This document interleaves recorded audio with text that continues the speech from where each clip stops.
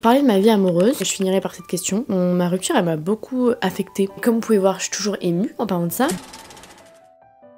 Bonjour à tous! Aujourd'hui on se retrouve dans une nouvelle vidéo où je vais tester les meilleurs cookies de Montréal.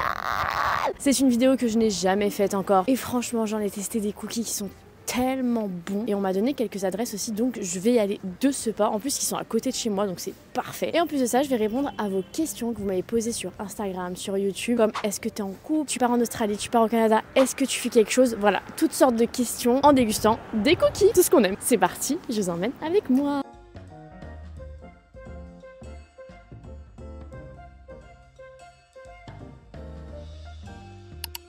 Les amis, j'ai fait le tour du monde pour récupérer les cookies. Mais je suis passée par des chemins, j'étais en mode, je suis jamais passée par là. Montréal, je te connais pas sous cet angle-là. Je sais pas, j'avais peur. Bref, mais je suis arrivée à destination avec tous mes cookies. Je vais commencer avec les questions YouTube. J'adore faire les FAQ. Vraiment, je pense que c'est l'un de mes formats préférés sur YouTube. Et c'est ce que je consomme le plus d'ailleurs. J'aime trop regarder les FAQ. Je pense que c'est parce que je suis une commère. C'est pour ça. Je vais commencer à déguster par la première enseigne où je suis allée, Cookin. Et vous savez où ça se trouve? Dans mon café préféré de Montréal. Cookin fait les pâtisseries du café des habitudes. Et en fait, j'en consomme depuis. Genre, je n'étais même pas au courant que je consommais la marque Cookin. Donc c'est un cookie à la courge. Et moi de base, vous savez, moi je suis très chocolat, très caramel, très gourmand. Et là j'ai vraiment pris de tout. J'ai varié les plaisirs, on va dire. Donc on va commencer par ce cookie là en répondant à la question numéro 1. Une question très simple. Ça fait combien de temps que je suis sur YouTube? Je crois que ça fait 4 ans maintenant que je suis sur YouTube. Et vraiment en 4 ans, c'est seulement là les 4-5 derniers mois où je suis vraiment régulière, où j'essaie de faire 2 vidéos par semaine et je veux vraiment garder ce rythme parce que j'adore. Donc voilà, 4 ans maintenant, ça passe trop vite et j'ai l'impression que j'ai l'impression que je suis vraiment dedans depuis 1 ou 2 ans quoi. Myriam, c'est le temps de croquer là. J'ai peur de la courge en fait, ça me fait un peu peur, j'avoue. Oh la dinguerie. Oh, je suis choquée. C'est de la courge dedans et ça sent comme le carotte cake un peu. Alors là, tellement surprise, je pensais trop que j'allais pas aimer. Vraiment, je suis mauvaise langue. Franchement, je me suis dit, allez, sors du truc de chocolat et tout, prends de la courge. Vas-y, ça te ressemble pas, Myriam. Mais c'est une dinguerie en fait, c'est trop bon. Je sais pas si vous allez voir, mais c'est comme il y a de la crème à l'intérieur, on dirait de la crème de courge. C'est croustillant. Oh, c'est une dinguerie. C'est le genre de cookie que j'aime. Voilà. Vous savez, un peu croustillant dessus, moelleux à l'intérieur, gourmand, pas trop sucré, avec le vrai goût. Enfin, vraiment, il y a tout. Il y a tout. Deuxième enseigne, c'est la pâtisserie Zébullion. J'avais déjà filmé cette enseigne sur YouTube, donc parmi les meilleures pâtisseries de Montréal. Leur pâtisserie, j'avais pas trop aimé, mais par contre, leurs cookies, je les ai trouvés incroyables et je me souvenais plus duquel, donc j'ai pris les deux. Le caramel chocolat blanc et chocolat noir, le classique. Alors une question de Martine. Martine, je t'adore, sache-le, vraiment, je t'adore. Coucou Myriam, tu quittes la France, le Canada, maintenant direction l'Australie, que fuis-tu? Te cherches-tu? Gros bisous, cœur. C'est une trop belle question, je trouve. Franchement, je vais avoir 2 réponses pour cette question. Il faut savoir que moi, depuis que je suis petite, j'aime voyager. Ma mère peut en témoigner. Ah, attendez, faut que je goûte un cookie, j'avais oublié. Je suis là, je raconte ma life. Mais c'est important, ça aussi. Il est banger. Moelleux, croustillant, des bons morceaux de chocolat, un peu de fleur de sel au-dessus. Oh, c'est pépitas, hein. Je suis désolée, j'arrive pas à parler, manger, tout faire en même temps, j'arrive pas. Donc du coup, oui, ma mère peut en témoigner, depuis que je suis petite, j'ai vraiment ce truc de je vais aller là, je vais faire ci, enfin vraiment, c'est dans ma tête, dans mon corps, dans mon âme. Depuis que j'ai 17 ans, je travaille, je mets de côté pour pouvoir voyager. Je vais vous donner vite fait un contexte, mais j'en parlerai un peu plus tard. J'ai été très jeune en couple et j'ai fait que ça, j'ai accumulé des relations, ce qui a fait que je n'ai pas pu vivre d'expérience à l'étranger. J'ai pas eu un parcours comme les autres où je pouvais partir en Erasmus avec l'université, etc. Donc j'ai été très frustrée de ça jusqu'à mes 26 ans. Franchement, j'en ai eu marre. Et c'est à ce moment-là que j'ai eu le délire de ok, je vais partir à l'étranger. Attendez, je goûte mon cookie. Je vais jamais réussir. Les deux sont très très bons en fait. Après, là où je rejoins Martine, et là où beaucoup de mes proches m'ont fait la réflexion, beaucoup de mes amis m'ont fait la réflexion, en faisant ce genre de voyage, mais Myriam, tu fuis quelque chose. Et c'est vrai que moi, je me le suis mis dans la tête de ok, je fais tout ça parce que je fuis quelque chose. Au début, j'étais en mode ouais, vous avez raison. Et c'est là que je vais vous donner 2 réponses. C'est que pour le Canada, effectivement, j'ai fui une situation où j'arrivais pas à m'en défaire en France. Et donc, c'est ce qui m'a vraiment fortement poussée à partir au Canada. Et en interrogeant beaucoup de Français ici, beaucoup partent car ils veulent fuir des situations et c'est tout à fait ok. C'est juste qu'en fait ça me donne le courage de le faire. En revanche, je regrette absolument pas d'avoir justement fui cette situation. Mon expérience a été incroyable ici, comme je vous l'ai déjà dit plusieurs fois, et ça m'a changé. Je suis une autre personne. Pour ma deuxième réponse, c'est que pour l'Australie, je ne fuis rien. Là, c'est un choix. Donc oui, pour mon départ au Canada, j'ai fui et je me suis trouvée au Canada. En revanche, pour l'Australie, c'est un choix. Et je veux continuer à développer ce que j'ai trouvé ici en partant d'Australie parce que c'est un sentiment, c'est plein de choses qui me font dire Myriam, tu vas vivre quelque chose là-bas d'incroyable. Et vous savez, moi je suis très dans les énergies, j'y crois beaucoup. Donc du coup, pour répondre à Martine, oui, j'ai fui, mais aujourd'hui je ne fuis plus, c'est un choix. Et voyager, ça fait partie de moi. C'est un gros trait de ma personnalité, donc... Vous savez quoi, je vais faire le carrot cake. Franchement, c'est hyper généreux. C'est la seule enseigne, je trouve, en tout cas de ce que j'ai pu faire à Montréal. Enfin, c'est très très généreux, très gourmand et pas trop cher. Honnêtement, je crois que j'ai à peu près payé tous les cookies au même prix. Lui, je crois que c'était 4$. Ouais, 4$. Et genre, par exemple, ceux-là, c'est 4$ aussi. Elle est gentille, la dame. Moi, je voulais trop prendre celui-là, mais pistache chocolat, le meilleur cookie pistache ever que j'ai mangé de toute ma life, je crois. Mais je me suis laissée tenter par le carrot cake. Je me suis dit, allez, je prends des saveurs d'automne. Pas du tout la même texture que les autres. Un peu plus genre style sablé à l'intérieur. Oh,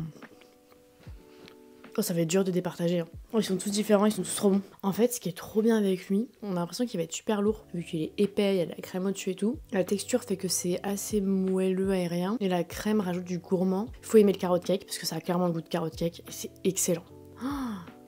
J'avais peur que la crème au-dessus elle soit trop écœurante et franchement ça se marie trop bien. De toute façon c'est mon deuxième café préféré à Montréal. Alors je vais continuer un petit peu sur le voyage du coup. Est-ce que tu comptes travailler en Australie et combien de temps restes-tu en Australie? Dans une vidéo tu as dit que tu nous expliquerais pourquoi tu ne supportes pas la France. Tu pourrais nous en dire plus? Dans quel pays te vois-tu vivre? Voilà, ça fait peut-être beaucoup de questions.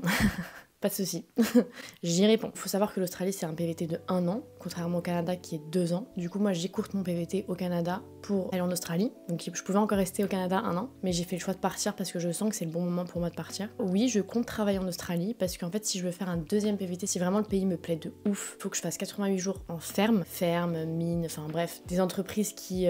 peuvent me valider en fait mes 88 jours, ce qui me permettra de débloquer un deuxième visa pour l'Australie. Après voilà, je sais pas si ça va me plaire, j'en sais rien, mais je compte les faire ces 88 jours parce que je préfère me laisser le choix. Pourquoi j'aime pas la France? Alors, c'est pas que j'aime pas la France, parce que ça reste quand même mon pays, il y a encore ma famille là-bas, mais je trouve que la mentalité française me correspond pas du tout. Alors, c'est bizarre ce que je dis parce que je suis française, mais moi je suis tellement quelqu'un de chill, je suis pas stressée, je peux avoir des périodes de stress, mais comme tout le monde, mais vraiment, j'ai aucune situation qui va me stresser. Et parfois, ça, c'est quelque chose qu'on m'a souvent reproché en mode t'es trop chill, mais je suis comme ça en fait.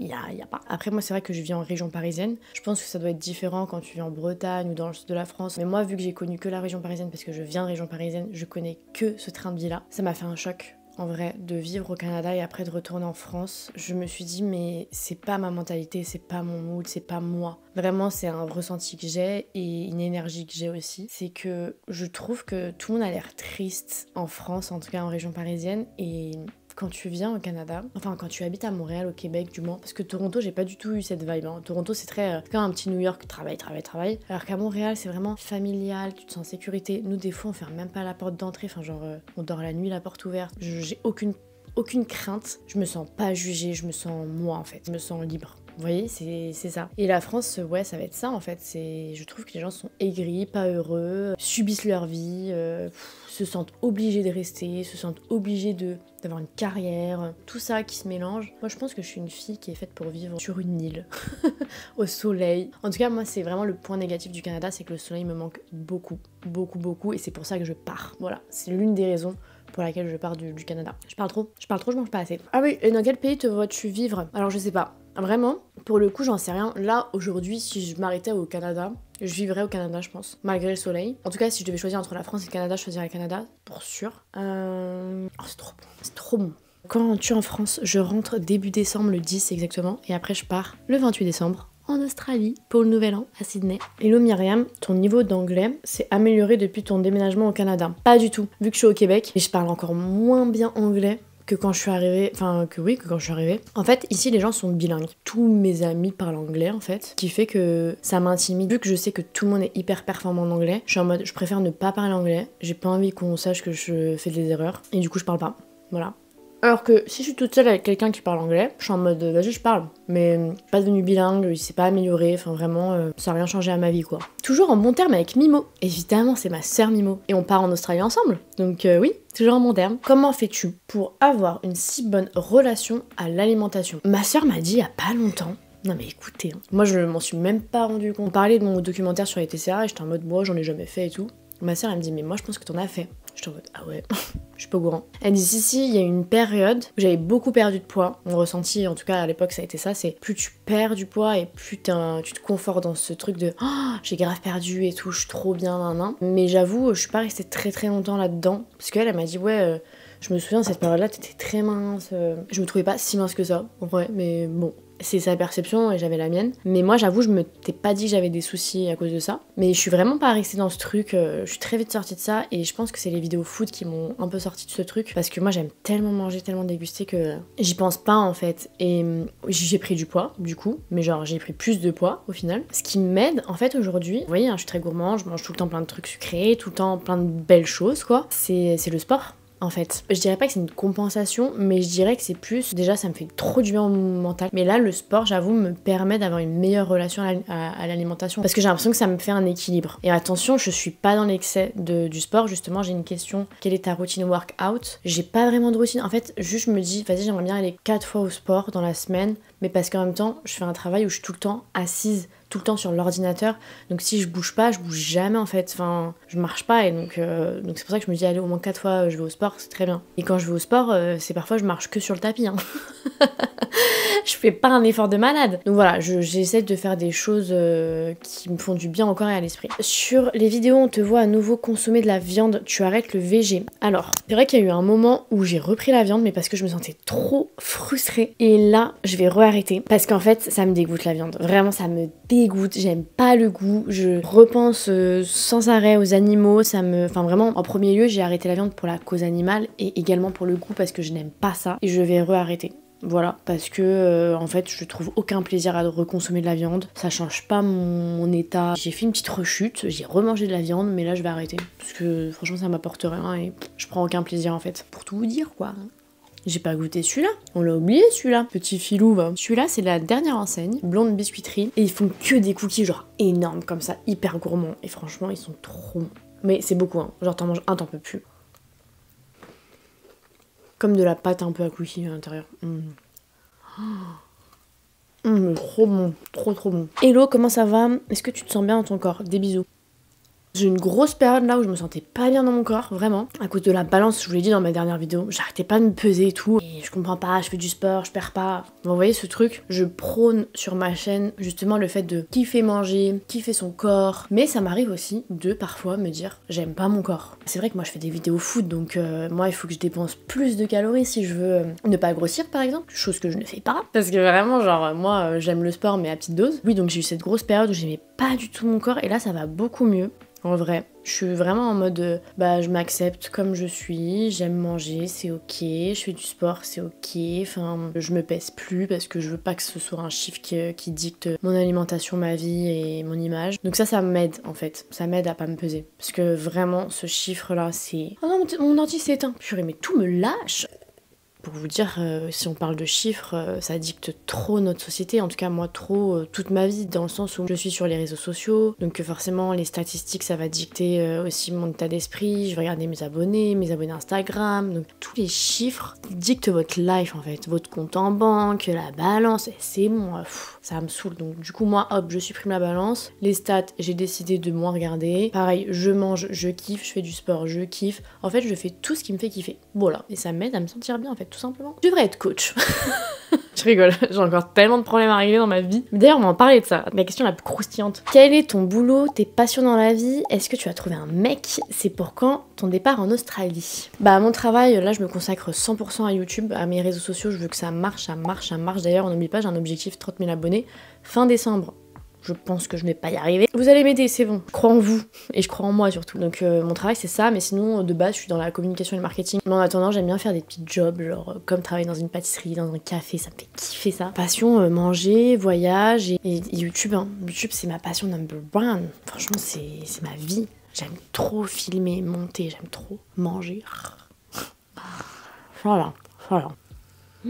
Trop bon. Est-ce que j'ai trouvé un mec? Non, non, surtout pas. Parler de ma vie amoureuse, et je finirai par cette question. Ma rupture, elle m'a beaucoup affectée. Comme vous pouvez voir, je suis toujours émue en parlant de ça, mais je sais pas pourquoi en fait. Je sais pas pourquoi elle m'a autant affectée. C'est trop bizarre. Il faut savoir qu'en fait, pour vous parler un petit peu plus intimement, moi j'ai toujours été en couple. À l'âge de 14 ans, j'ai eu mon premier copain, je suis restée 4 ans avec. Après, on s'est séparés, j'en ai rencontré un autre, je suis restée 4 ans avec. Après, on s'est séparés, j'en ai rencontré un autre, je suis restée 4 ans avec. En gros, vous l'aurez compris, j'ai beaucoup enchaîné mes relations. Bah, jusqu'à Bébao en fait. En vrai, j'ai fait que ça. Jusqu'à 27 ans. Non, j'ai quel âge là? 29? Waouh, ouais. Bah du coup 29 ans, parce qu'il fait beaucoup d'années. Et en fait quand je parle de ma dernière rupture, je suis affectée encore. Oui forcément ça fait du mal, hein. Une rupture c'est pas drôle. Mais c'est que j'essaie de faire un travail sur moi justement. D'habitude à chaque fois que je suis en rupture, je remplace une personne par une autre. Et c'est un truc... Je produis un schéma constamment dans ma vie. J'en ai marre de reproduire ça parce que je guéris pas de mes anciennes relations, je guéris pas de plein de traumas en fait. Et je fais juste enchaîner pour oublier et pour ne pas avoir mal en fait. Quand tu vis une rupture, c'est très difficile, c'est un deuil et c'est vrai que c'est quelque chose que j'ai jamais fait. J'ai jamais été en deuil de mes relations passées et c'est la première fois du coup que je choisis d'être en deuil. C'est bizarre. En tout cas, aujourd'hui je ressens pas du tout le besoin d'avoir une autre personne dans ma vie, je veux pas. J'ai encore beaucoup de travail à faire sur moi et sur mes relations amoureuses, sur mes blessures du passé. Je pense que je suis en train d'y travailler, mais c'est vrai que c'est dur hein, de se dire il faut que je travaille là-dessus, mais vas-y, tu fais comment? Je suis en train de chercher la solution en tout cas. La prochaine personne qui sera dans ma vie, je veux que ce soit la dernière. Donc je veux que ce soit une relation où je peux avoir 100% confiance en la personne, chose que je n'ai jamais réussi à avoir. J'ai jamais fait confiance à aucun de mes mecs. Aucun. J'ai toujours les mêmes angoisses dans chacune de mes relations. L'abandon, le manque de confiance. Voilà, je pense que c'est dû à mon passé forcément. J'en ai marre. J'ai envie d'être dans une relation où je suis sereine et je pense pas à tout ça quoi, où je suis pas en insécurité. Donc j'ai fait le choix de ne pas avoir de mec jusqu'à que je sois prête émotionnellement. Je vais pas vous mentir, j'en ai des sollicitations, mais c'est non. C'est non, je ne veux pas. Je ne veux pas, je veux personne dans ma vie, laissez-moi tranquille. Et moi j'ai pas envie de juste fréquenter quelqu'un pour le fun on va dire. J'ai pas envie. Je préfère rester seule. Je parle à aucun mec, je veux pas. Je veux juste me concentrer sur moi, mes amis, ma famille, mes voyages, YouTube. C'est très bien en fait. Je vous ai parlé en toute intimité, hein, vous savez tout. Et si un jour j'ai quelqu'un dans ma vie, j'espère que ça sera mon mari. Et la dernière personne de ma vie quoi. Je suis une amoureuse de l'amour, j'ai envie de me marier et avoir des enfants. Et je me le souhaite, j'attire ça. J'attire la réussite de mon projet professionnel, donc YouTube, et j'attire mon mari. C'est trop bizarre de dire ça, mais voilà. Et je vais classer ces merveilleux cookies, du premier jusqu'au dernier. En numéro 1, vous allez être surpris. Je vais mettre Cookin, le cookie aux courges. Incroyable, vraiment incroyable. En numéro 2, je vais mettre celui-là. Parce que vraiment, pareil, je trouve que ça remplit tous mes critères. En termes de texture, c'est pas lourd, c'est pas trop sucré, c'est bon. Blonde biscuiterie en numéro 3. J'aime bien, mais je trouve que c'est trop lourd. Et en numéro 4, je mets ceux-là. Après réflexion, je trouve que la fleur de sel au-dessus, c'est trop. Le sel prend trop le dessus sur le cookie, c'est bon. Calmez-vous sur le sel. Par rapport à tout ce que j'ai pu goûter, c'est le moins gourmand en fait de tout ce quoi. Donc voilà, j'espère que cette vidéo vous a plu. On se retrouve mercredi pour une nouvelle vidéo. Et là, ce sera les marchés de Noël. J'avais dit dimanche, mais c'était trop court pour monter filmer. Prenez soin de vous. Je vous fais de très gros bisous. Love you!